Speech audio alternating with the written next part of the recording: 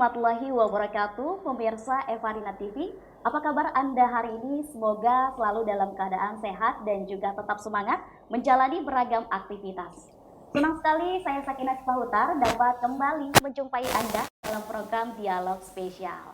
Seperti biasanya, pemirsa, Dialog Spesial akan membahas seputar dunia kesehatan dan juga tema menarik lainnya. Dan kali ini kita akan membahas isu mengenai kesehatan juga tentunya dan masa depan generasi muda serta pertahanan bangsa dari penyalahgunaan narkotika. Pemirsa, hingga saat ini penyalahgunaan narkotika ini masih menjadi ancaman yang paling serius di bangsa kita. Dan data menunjukkan bahwa peredaran narkotika terus mengalami dinamika dengan berbagai modus baru yang semakin canggih. Sumatera Utara sering dikenal juga nih sebagai salah satu wilayah yang cukup rawan. Mengingat ini Sumatera Utara letaknya yang strategis sebagai jalur masuk perdagangan dan juga pintu masuk internasional. Nah, penyalahgunaan narkoba ini di era sekarang tidak hanya menyasar orang dewasa, namun juga remaja bahkan pelajar nih pemirsa. Hal ini tentu juga menjadi alarm bagi kita semua, terutama orang tua, pendidik, pemerintah dan juga masyarakat. Dan untuk membahas lebih dalam mengenai kondisi terkini seperti faktor penyebab, dampak, hingga solusi pencegahan, telah hadir bersama kita narasumber spesial kita hari ini, Kepala Badan Narkotika Nasional Provinsi Sumatera Utara, ada Bapak Brigjen Pol Tatar Nugroho SIK SHMH. Halo Bapak, apa kabar? Kabar baik, luar baik. biasa Mbak Luar Sakinah. biasa, alhamdulillah ya. Semangat sekali nih Bapak nih. Senang saya mendengar kabar baik dari Bapak. Pak, boleh tahu nggak sih Pak kesibukan Bapak akhir-akhir ini apa sih Pak? Kesibukan saya akhir-akhir ini ya karena saya sebagai Kepala BNN tentunya hari-hari kami ya di kantor atau di tempat-tempat di mana saya harus melakukan kegiatan sesuai dengan tugas-tugas seperti ada undangan, ada sosialisasi, membuka kegiatan dan sebagainya. Cukup padat ya Pak? Cukup, ya lumayan. Lumayan ya, menguras tenaga juga ya Pak ya. Oke, terima kasih Bapak sebelumnya sudah menyempatkan waktu nih di tengah kesibukannya untuk berbincang bersama kita nih di Dialog Spesial. Pak, ini tema kita hari ini nih Pak. Kita akan bahas program strategis BNNP Sumut 2026 menuju Sumut Bersinar. Nah Pak, boleh tahu nggak sih kita dan juga pemirsa Dialog Spesial nih di rumah, apa sih Pak sebenarnya makna Sumut Bersinar bagi BNNP Sumut itu sendiri? Sumut Bersinar adalah Sumatera Utara yang bersih dari narkoba. Itu kalau kita lihat dari singkatannya. Maknanya adalah bahwa bagaimana kita BNN ini berharap Sumatera Utara ini bisa menjadi wilayah yang bersih dari narkoba. Terutama saat ini kita tahu bahwa Sumatera Utara ini menjadi wilayah yang salah satu di dalam pengukuran angka prevalensi itu menjadi wilayah nomor 1. Jadi di Sumatera Utara ini dari seluruh Indonesia itu ada 10 besar ya, salah satunya Sumatera Utara. Kenapa nomor 1? Karena jumlah angka prevalensi kita itu ada sekitar 1,6 juta jiwa dari 16 juta jiwa penduduk kita di Sumatera Utara. Oleh karena itu secara nasional kalau kita lihat persentase secara nasional tahun 2019 itu 1,73 juta persen dari jumlah penduduk. Oleh karena itu secara nasional angkanya sekitar 3,3 juta ya, 3,3 juta. Ya, Pak. Nah di Sumatera Utara ini sudah 7% dari jumlah penduduk untuk pengguna yang menggunakan 1 tahun ya, 1 tahun narkoba. Kemudian untuk pengguna yang pernah menggunakan narkoba ini 5,68%. Cukup Jadi besar kalau ya, di total sekitar 1,6 juta jiwa. Oleh karena itu di tahun 2019 Sumatera Utara menjadi wilayah yang nomor 1 tertinggi nasional ya. Nomor 2 itu di Palembang. Kemudian tahun 2025 kemarin kita melakukan survei nasional bekerja sama dengan BRIN dengan BPS. Itu angkanya sudah tidak 1,73 lagi. Sekarang angkanya menjadi 2,11% atau 4,1 juta nasional ya. Ya itu. Nah oleh karena itu BNP Sumatera Utara tentunya berharap wilayah Sumatera Utara ini bisa menurunkan ya angka prevalensi itu, sehingga kita namakan Sumatera Utara menuju Sumatera Utara bersinar, bersih dari narkoba. Bersih dari Yang narkoba. tentunya itu hanya sebuah slogan atau kalimat yang tentunya tidak bisa diraih secara mudah. Karena tidak mungkin bersih dari narkoba, tidak mungkin. Pasti masih ada pengguna, tapi setidaknya kita bisa menekan atau menurunkan angka prevalensi Angka tadi. dari itu ya Pak Iya. ya. Oke. Artinya memang bersinar ini bukan hanya sekedar slogan ya Pak, tapi juga Ya, visi ya. Visi dari visi BNNP kita sendiri ya untuk betul, mewujudkan Sumut ini terhindar dari dari narkoba. narkoba itu Iya, sendiri ya. Oke, baik. Ini Bapak, bagaimana sih sekarang ini Pak saat ini iya, situasi permasalahan narkoba khususnya Sumatera Utara ini Bapak? Mengingat tadi angkanya iya. itu seperti itu Bapak. Seperti yang tadi saya sampaikan, Sumatera Utara ini merupakan wilayah yang berada di pintu ya. Saya katakan pintu, karena kalau kita lihat Sumatera Utara ini di tengah-tengah lautan ya. Iya. Di sebelah timur itu adalah Selat Malaka, sebelah barat itu adalah Samudra Indonesia. Nah ini merupakan pintu masuk di mana eh, narkoba ini kita kenal berasal dari 3 tempat ya, Golden Triangle itu yang berada di ASEAN, kemudian yang dari Timur Tengah dan dari Amerika. Nah yang banyak masuk ke kita itu adalah yang dari Golden Triangle, itu yang dari Myanmar, Vietnam, Thailand, nah semua itu melalui Malaysia masuk ke Indonesia. Sehingga Sumatera Utara merupakan salah satu wilayah yang menjadi pintu masuk di wilayah barat Indonesia.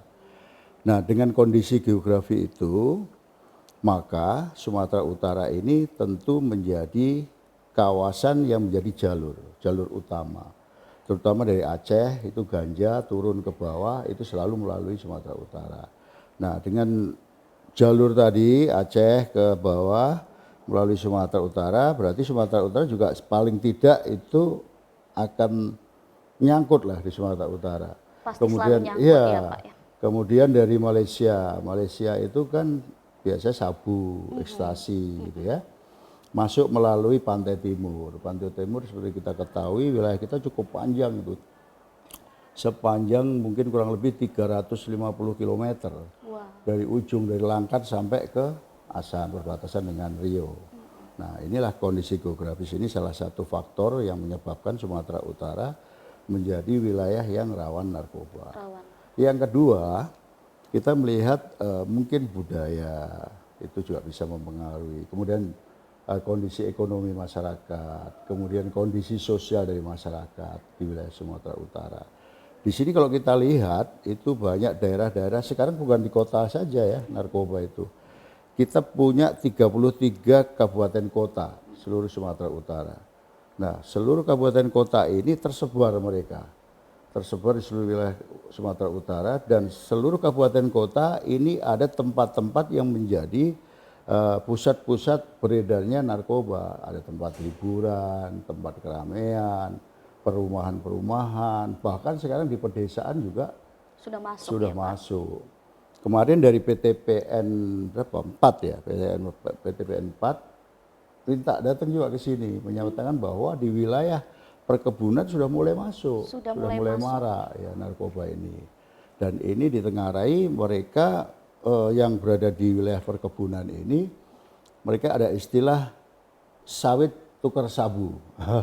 Sawit Maksudnya tukar itu gimana sabu. Pak? Sawit tukar Jadi sabu? mereka mengambil mencuri tandan buah segar sawit Oke. yang kemudian ditukarkan Dengan dengan sabu Pak. iya dengan narkoba. Ini juga Luar fenomena biasa yang perlu sekali. kita ketahui. Kemudian misalnya faktor lain adalah banyaknya pengangguran. Banyaknya pengangguran. Kesenjangan ekonomi yang cukup tinggi antara si kaya dan si miskin. Iya. Ini juga menjadi pemicu ya itu. Inilah kondisi yang kita alami di Sumatera Utara.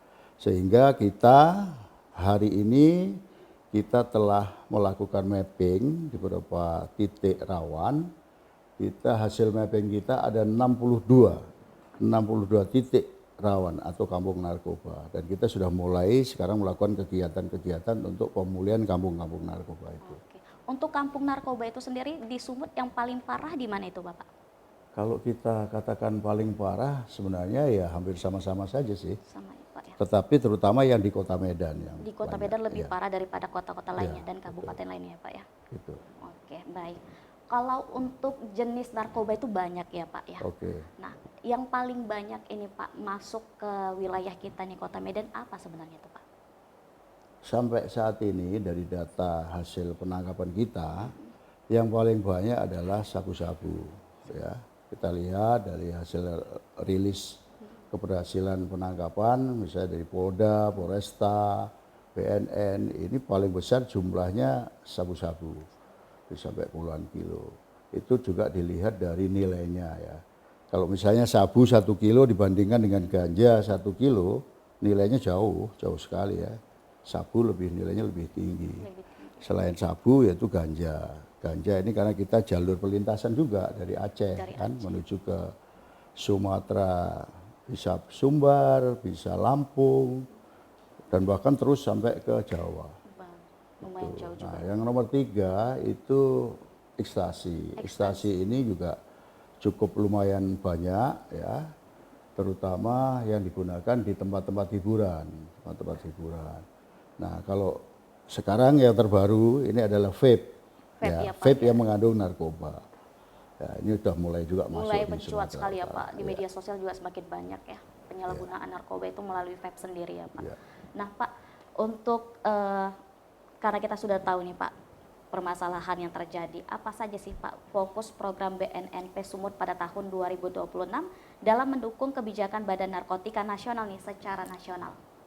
Secara nasional telah digelurakan ya oleh Bapak Kepala BNN RI, yaitu tentang tadi integrasi kurikulum anti narkoba, di mana kita berharap di sekolah-sekolah mulai dari tingkat PAUD sampai ke perguruan tinggi itu ada mata pelajaran atau mata kuliah tentang bahaya narkoba. Nah, ini yang sedang kita upayakan. Kita sudah berkoordinasi dengan pemerintah daerah, juga dengan kepala dinas pendidikan, ya, untuk bagaimana kita memasukkan mata pelajaran tentang bahaya narkoba di sekolah-sekolah. Dan Nah, itu kemudian, diterima langsung ya Pak ya? Ya, nanti ini sedang disusun kurikulum dari pusat, kemudian silabusnya, modulnya semua disiapkan untuk bisa disampaikan di sekolah-sekolah. Yang kedua, dari pusat ini sedang menggelurakan tentang Ananda Bersinar. Ananda Bersinar ini aksi nasional anti narkoba dimulai dari anak. Nah, ini juga merupakan salah satu program utama dari BNN RI yang kita juga akan laksanakan di wilayah Sumatera Utara. Intinya bahwa Ananda Bersinar ini kita sadar bahwa anak-anak sebagai penerus atau generasi penerus bangsa yang nantinya kita berharap di tahun 2045 ini Indonesia menjadi Indonesia emas, ya kan? Dengan sumber daya yang banyak, sumber daya manusia yang banyak dan berkualitas itu. Nah, ini kalau kita tidak jaga, ya, anak-anak ini kalau terpengaruh narkoba, dia menjadi anak-anak yang tidak punya daya tahan, tidak punya daya juang, menjadi anak-anak yang kurang cerdas karena saraf otak pusatnya terganggu oleh narkoba. Nah, tahun 2045 tidak menjadi Indonesia emas, mungkin menjadi Indonesia cemas atau ya, nah itu. Bonus demografi yang seharusnya kita miliki, yang nantinya di tahun 2045 itu penduduk kita diperkirakan menjadi 325 juta jiwa. 130 sekian juta jiwa ini diharapkan menjadi tulang punggung kita, ya, di dalam meningkatkan ekonomi kita, yaitu terdiri dari sumber daya manusia yang berkualitas tadi. Oleh karena itu, upaya-upaya kita saat ini bagaimana kita menyelamatkan generasi muda ini, ya, mulai dari anak-anak yang SMP, bahkan PAUD ya, Pak, SD, SMP, ya, kita sudah bentengi mereka. Bagaimana kita membangun daya tangkal kepada mereka, daya tahan untuk menolak narkoba sejak dini. Itulah Ananda Bersinar. Makanya di situ dikatakan bahwa aksi nasional ya anti narkoba dimulai dari anak. Dari anak sejak dini ya Ya, tentunya ya sejak Pak dini. ya. Wah oke. Semakin banyak nih pembahasan kita yang menarik bersama dengan Kepala BNNP Sumatera Utara. Namun kita akan jeda sebentar dulu nih Bapak. Jangan kemana-mana pemirsa, tetap di Dialog Spesial.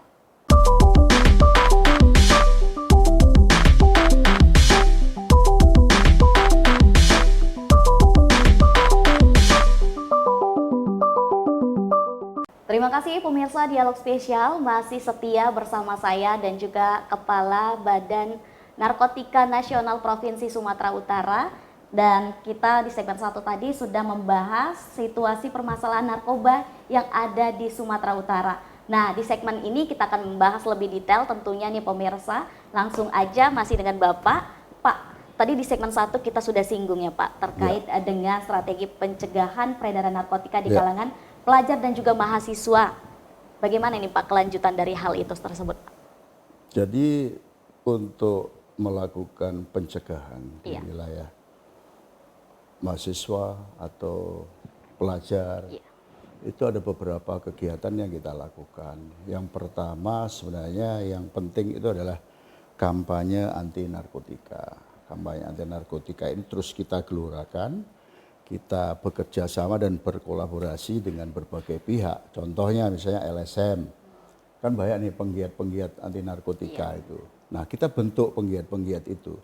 Kita bentuk penggiat-penggiat itu di sekolah-sekolah, di desa-desa bahkan, desa bersinar, ya itu kita buat penggiat. Nah penggiat itu kita latih, mereka menjadi salah satu kepanjangan tangan kita, ini satu, untuk masalah kampanye narkotika. Nah, kemudian juga kita melakukan yang namanya sosialisasi. Sosialisasi ini juga sudah rutin kita lakukan di berbagai tempat, mulai dari anak-anak yang sekolah dasar, anak-anak sekolah menengah pertama, sekolah menengah atas ya di SMA, kemudian juga di lingkungan mahasiswa. Sosialisasi kita lakukan. Kita punya banyak penyuluh yang siap untuk memberikan sosialisasi kepada pelajar ini. Jadi kapanpun dibutuhkan atau diperlukan kita siap melaksanakan itu. Dan ini sudah dilakukan secara rutin. Kemudian selain itu juga kita membentuk yang namanya peer education, melaksanakan peer education. Peer education ini adalah bagaimana kita melatih ya anak-anak remaja untuk menjadi influence yang mempengaruhi teman sebayanya sendiri. Jadi pelatihan teman sebaya namanya peer education. Ini juga kita laksanakan.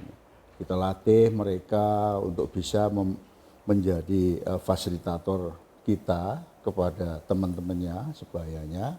Ini dari anak-anak SMA, bisa juga dari mahasiswa kita lakukan ini. Selain itu kita juga bekerjasama dengan sekolah-sekolah, dengan kampus ya. Dan kita ada program yang namanya Sekolah Bersinar atau Kampus Bersinar.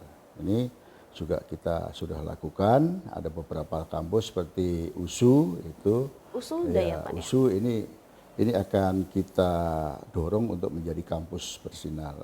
Karena untuk menjadi kampus bersinar tentunya ada beberapa kriteria ya yang harus dipenuhi. Misalnya di situ ada penggiat, di situ ada relawan, di situ ada yang namanya agen pemulihan ya. Agen pemulihan itu beberapa masyarakat atau orang di satu lingkungan yang dia bertugas untuk menjadi petugas rehabilitasi. Nah itu. Tapi Harus ada itu semua ya Pak ya? Ya harus ada itu di lingkungan itu. Nah ini dengan dibentuknya sekolah bersinar, kampus bersinar, inilah diharapkan langkah-langkah pencegahan kita bisa berjalan. Itu. Selain sosialisasi, kemudian juga edukasi, kemudian jika kita bentuk relawan ya di sekolah itu, nah ini sudah kita laksanakan. Datanya kami kurang ingat pasti, tapi yang jelas di setiap sekolah itu setiap tahun itu ada target ya. Misalnya tahun ini kita mentargetkan relawan itu 20 orang ya, dari dua desa bersinar. Kemudian kita juga menargetkan penggiat penggiat berapa orang. Nah itu kita latih. Inilah langkah-langkah atau upaya pencegahan. Selain itu kita juga melakukan yang namanya kegiatan deteksi dini. Nah, deteksi dini ini adalah kegiatan yang dilakukan melalui tes urin di sekolah-sekolah. Sudah mulai Ya, diberlakukan ya itu Bapak? sudah dilakukan. Tahun lalu deteksi dini sampai 5.000 ya, 5.000 orang mungkin dalam 1 tahun. Itu. Jadi kita lakukan di sekolah-sekolah, di kampus-kampus, tentunya sesuai permintaan dari kampus atau sekolah. Kita Permintaan dan juga izin ya Bapak ya. ini dari ini. Kita mendorong sekolah-sekolah untuk melakukan tes urin. Nah, selain itu juga kita melakukan namanya pelatihan terhadap guru-guru BP. Gurunya BP. juga Ya, Bapak? kita latih juga guru-guru BP Luar biasa. untuk mereka bisa menjadi fasilitator di sekolah itu. Ketika ada siswa Yang bermasalah ya yang Bapak? bermasalah tentang itu, dia bisa tahu caranya bagaimana sih memberikan treatment kepada siswanya. Ya, kira-kira itu yang sudah kita lakukan. Cukup banyak ya Pak ya, strategi yang dilakukan oleh BNNP sendiri nih ya Pak ya. Bapak, tadi ini untuk pencegahan dari narkoba itu sendiri Pak, bukan hanya dari pemerintah, peran keluarga juga perlu dilakukan ya Pak. Ya. Lalu bagaimana nih Pak strategi dari BNNP Sumut ini sendiri dalam memperkuat ketahanan keluarga dan juga peran orang tua sebagai garda terdepan nih Bapak? Baik, Mbak, saya ingin jelaskan bahwa bicara ketahanan keluarga ini memang sangat penting ya. Karena kita tahu bahwa lingkungan terkecil di masyarakat itu adalah keluarga. Dan kita sadar bahwa penyebaran penggunaan narkoba ini memang lebih sering dari pengaruh teman sebaya.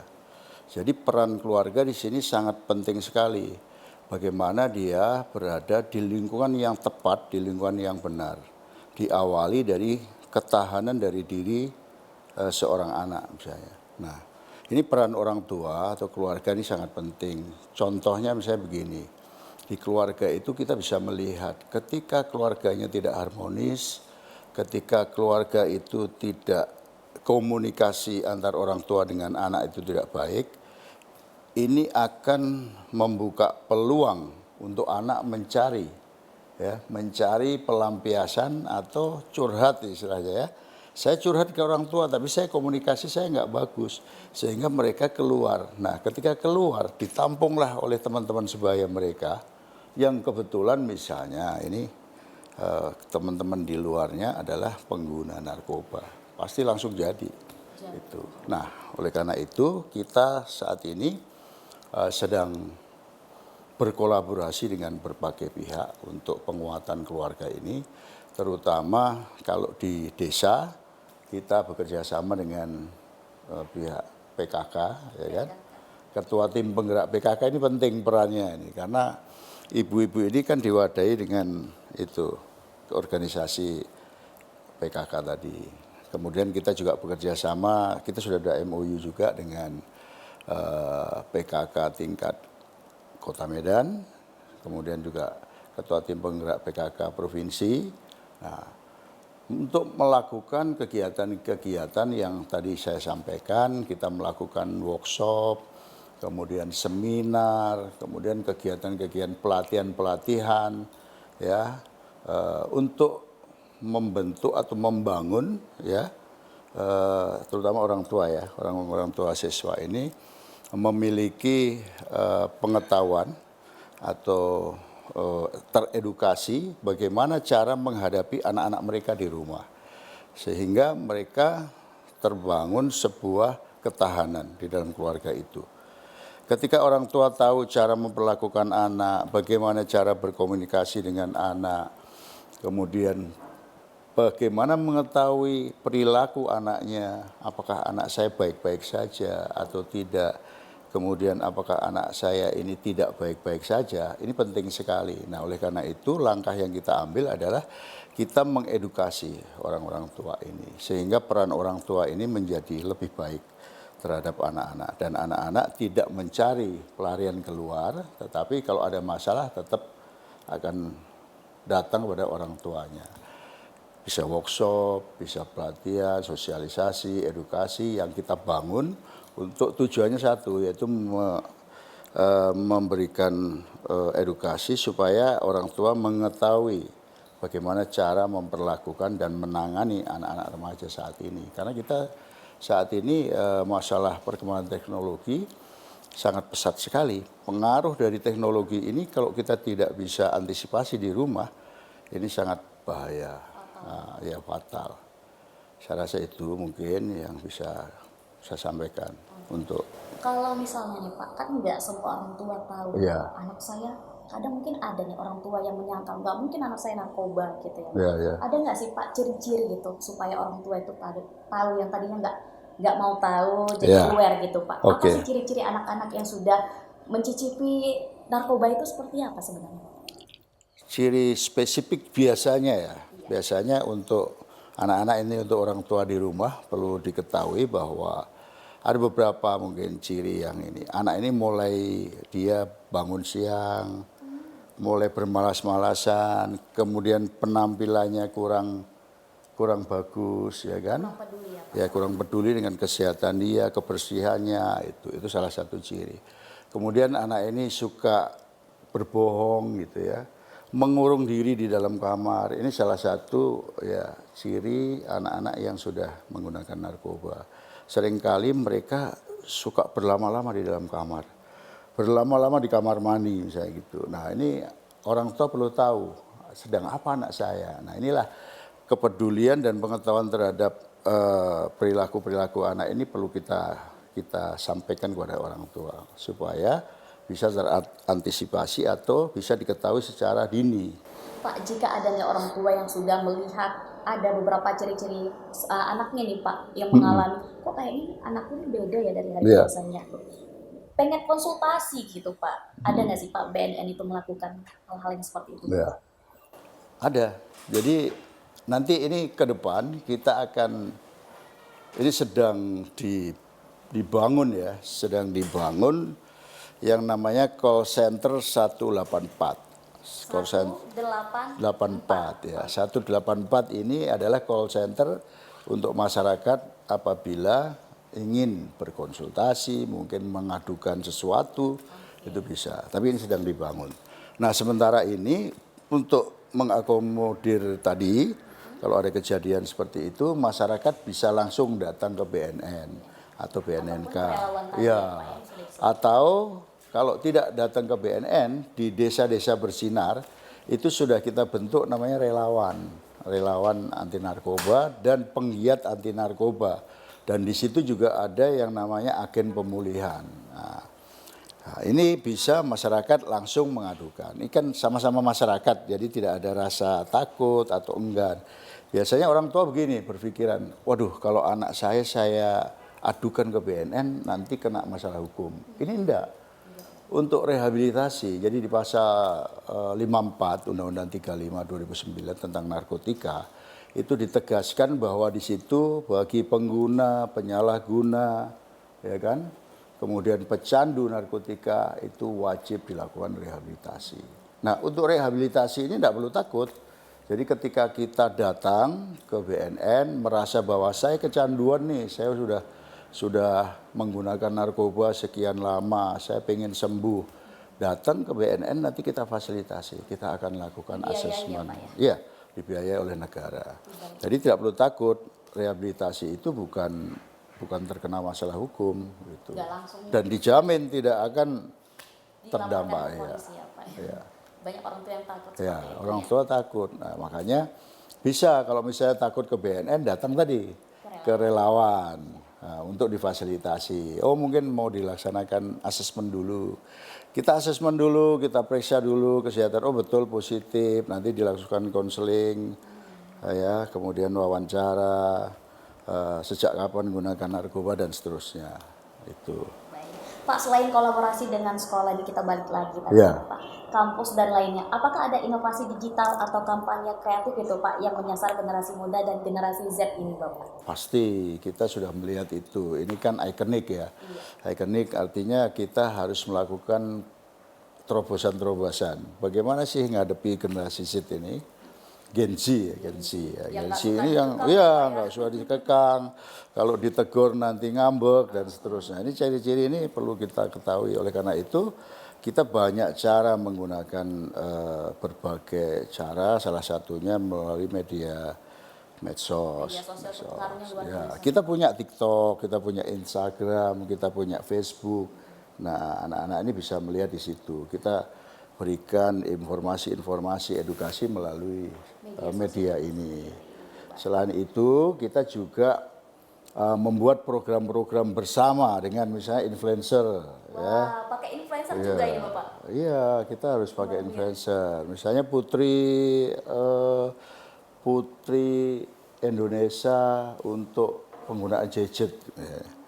Gadget ya, itu nanti kita undang dia untuk datang, dia memberikan masukan-masukan, sosialisasi kepada anak-anak ini. Mungkin bisa lebih diterima daripada kita tua-tua ini yang ngomong, ya.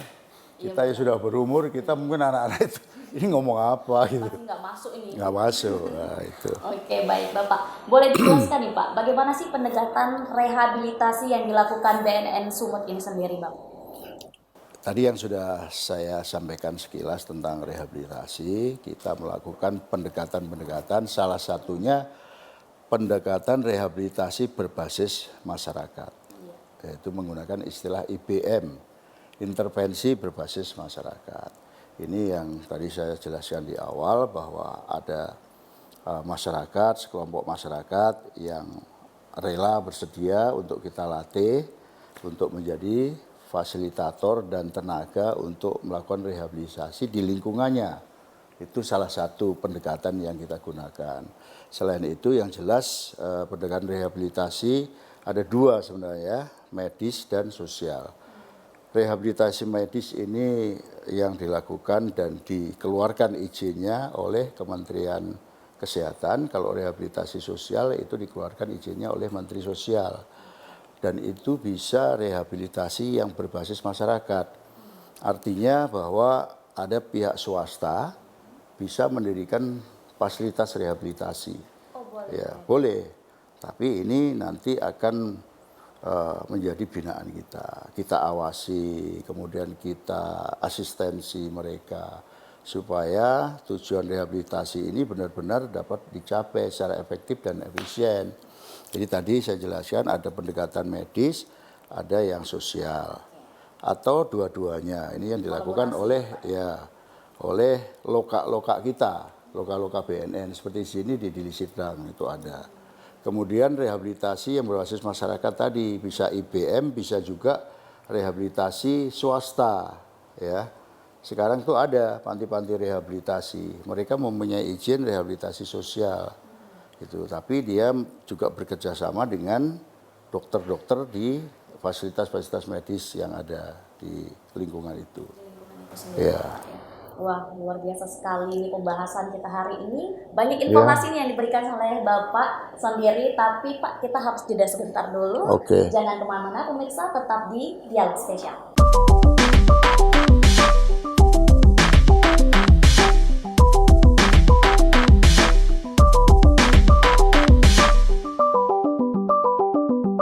Terima kasih pemirsa Dialog Spesial, masih bersama saya dan juga Bapak Tatar Nugroho ya Pak ya.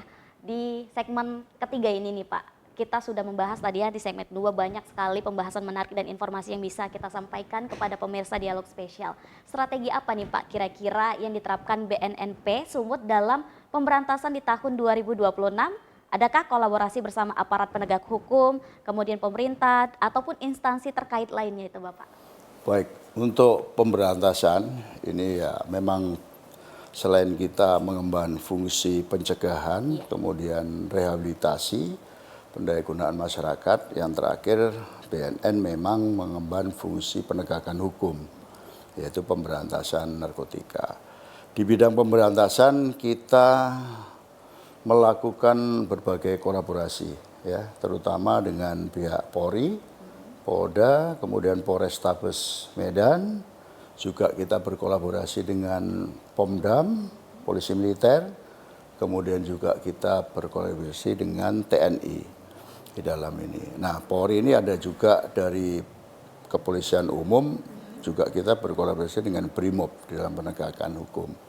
Seperti yang telah kita lakukan di beberapa tempat, contohnya di Jermal, ya di Jermal. Luar biasa ya, Jermal ini wilayah yang sangat rawan ya. rawan, dikenal selama ini belum pernah dilakukan penindakan ya.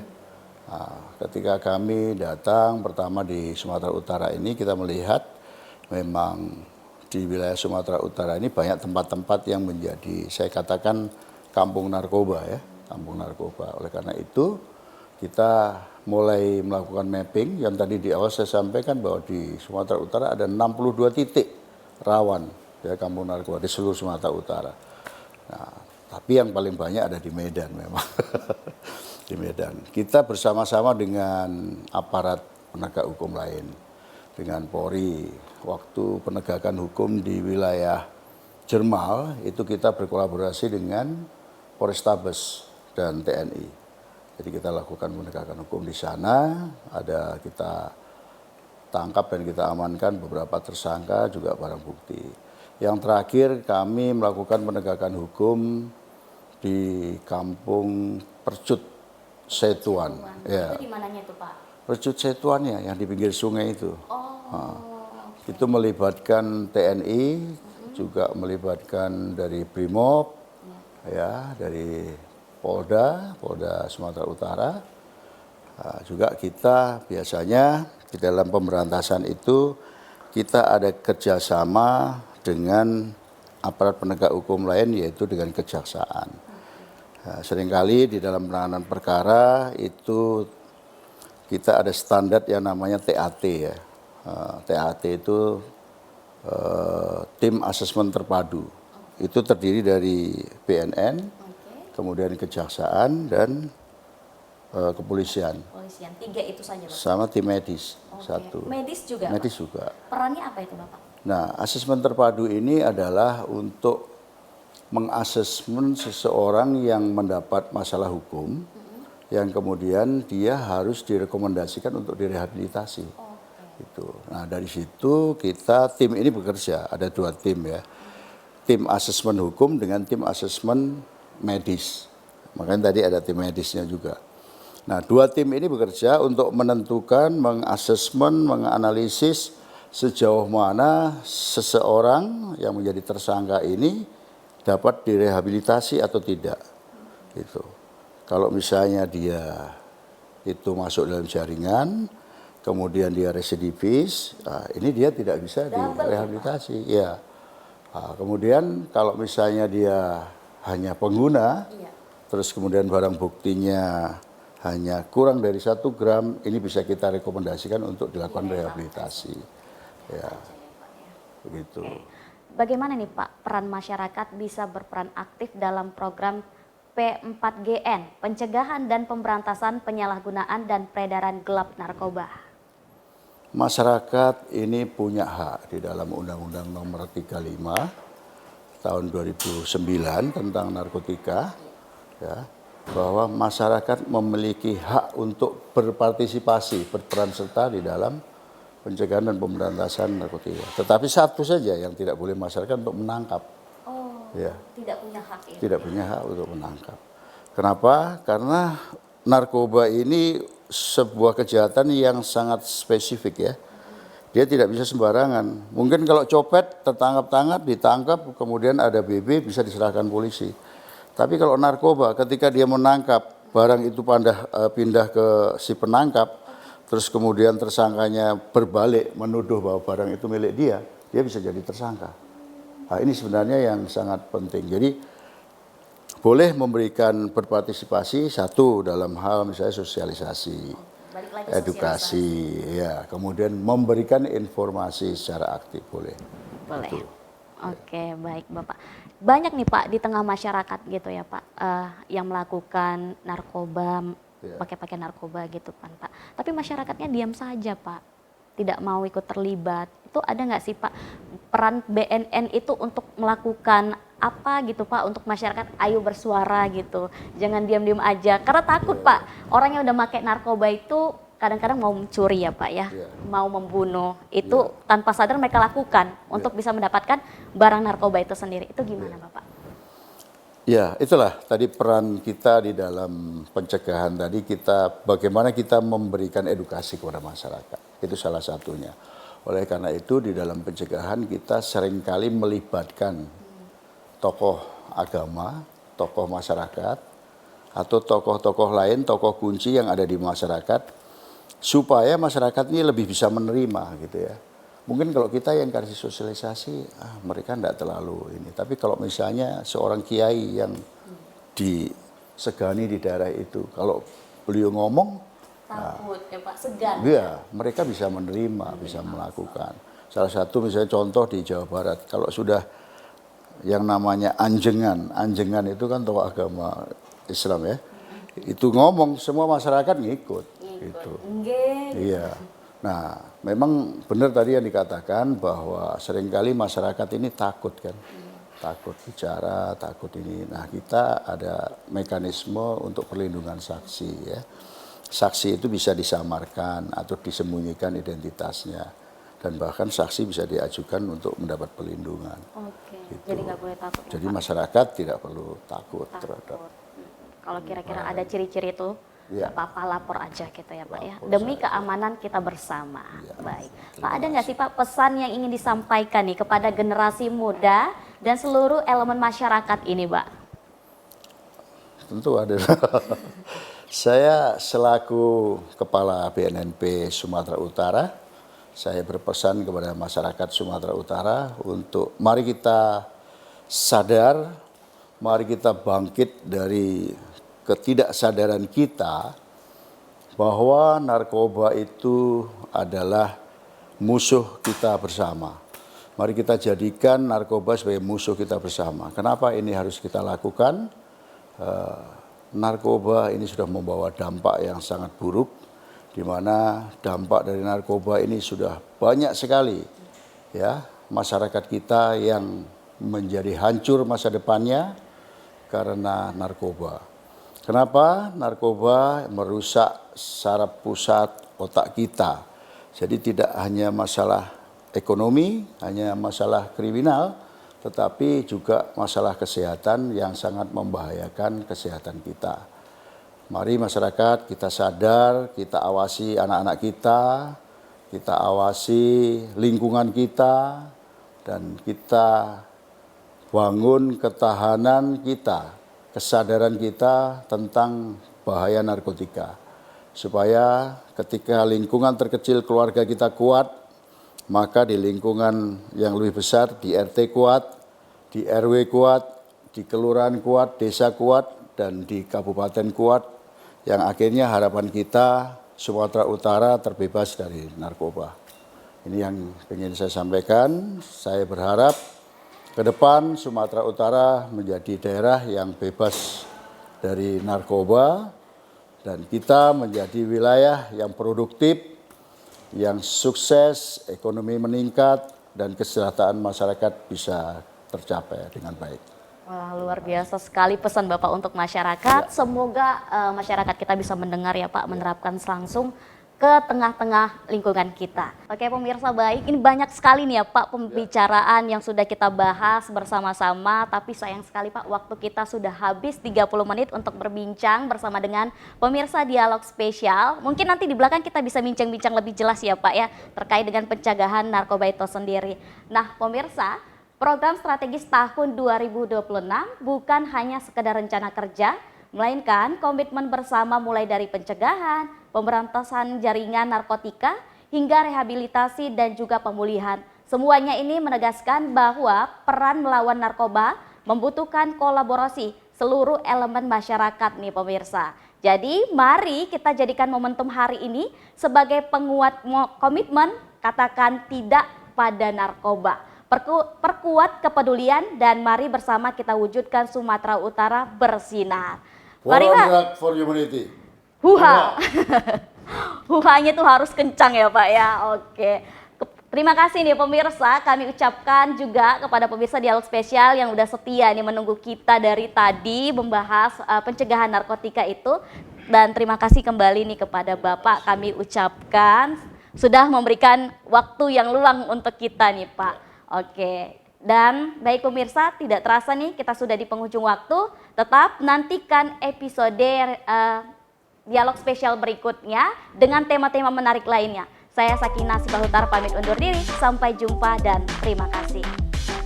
Terima kasih ya Bapak.